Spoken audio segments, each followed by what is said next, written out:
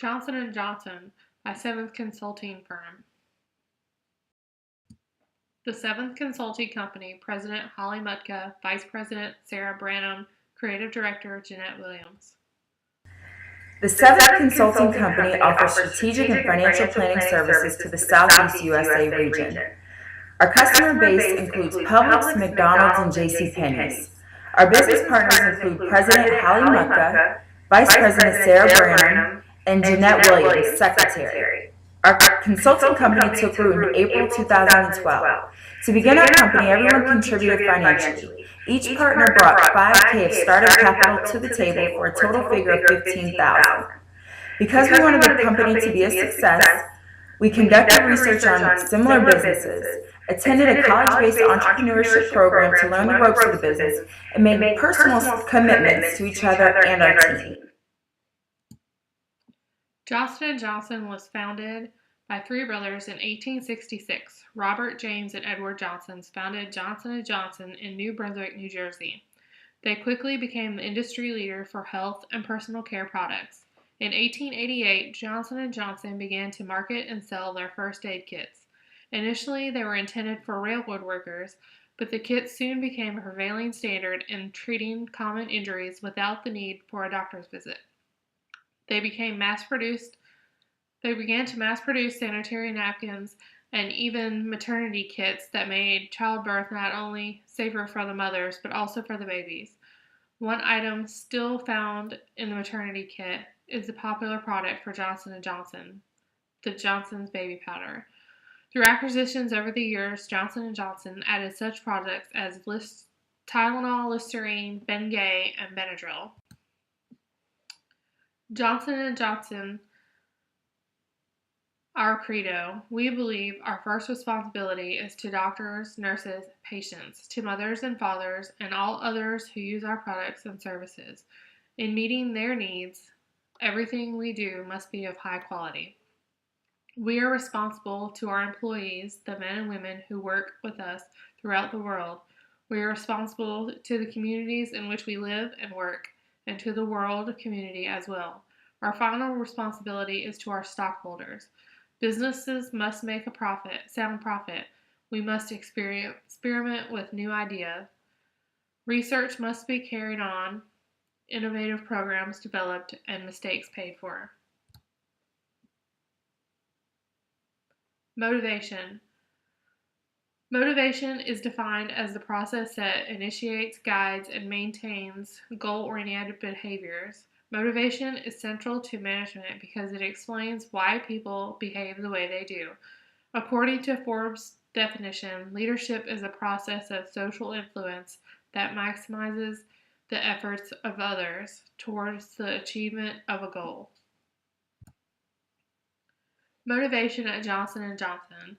At Johnson & Johnson, leadership and development are top priorities. Behavior and character of the Johnson & Johnson family bring the credo to life. The vision of this organization, as described by the credo, includes their commitment to employees to provide job security, fair and adequate compensation, clean and safe working conditions, equal opportunity, ethical and competent management, respect their dignity, and recognize their merit. Johnson & Johnson recognizes that investing in their employees encourages more productivity, more loyal employees, and lower retention. Significant responsibility is put on the leaders of Johnson & Johnson to foster the development of employees by offering developmental programs and leadership opportunities around the world that cultivate and develop talents of their people. Theories behind successful motivation. According to the needs theory described in the textbook, employees are motivated to perform at a high level only if they think that the high performance will lead to desirable outcomes. Managers need to determine which outcomes have high valence to motivate organizational members. In the United States, organizations tend to be very profit-oriented and thus downplay the needs and desires of individual employees, which can destroy the business. The skills of Johnson & Johnson's leaders to understand the needs of employees, increase the organization's ability to meet all challenges, including the ability to obtain a competitive advantage. Diversity. Managing diversity is an all-encompassing process for creating a work environment that includes everyone. There is no one standard practice used by successful managers.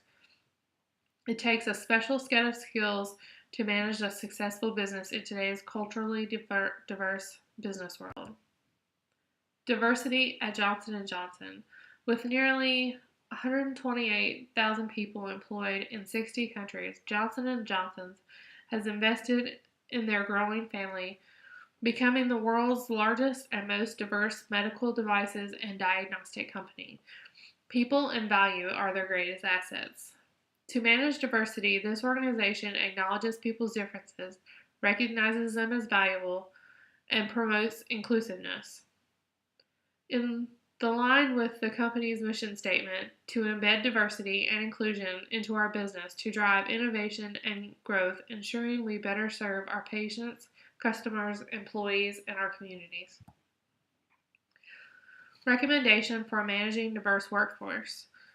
Employees of Johnson & Johnson drive network groups called affinity groups. The affinity groups work to support age, race, gender, nationality, sexual orientation, and physical ability.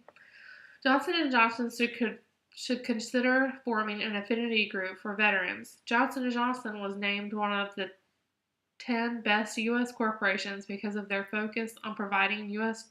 opportunities to veterans. This group of former military members could serve as a tool to recruit more veterans.